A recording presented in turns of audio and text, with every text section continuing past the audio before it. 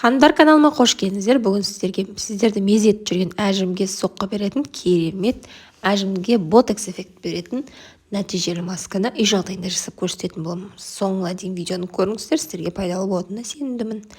Бізге қажет болады желатин, кез келген магазиннен, супермаркеттерден алсаңыздар болады, бірақ осы видеодағыдай халал түрін алуға кеңес беремін. Бізге 1 шай қасық желатин керек болады, және де 7 шай қасық сүт немесе қайнап тұрған су.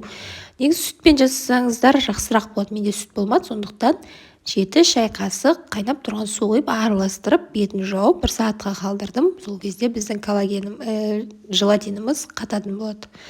Желатин қатқаннан кейін осындай қалыпқа енеді, оны су моншасына қойып, қайтадан ертіп аламыз. Ергеннен кейін 1 жарты шай қасық сары май қосамыз. Егер бетіңіз қатты құрғақ болса, 80% сары май болса болады, немесе 70% сары майды қоссаңыздар болады.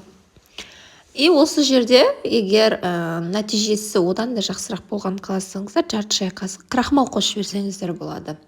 Мен крахмал қоспадым, осы сары майды ғана қосып араластырып, тазартылған бетімізге жағамыз.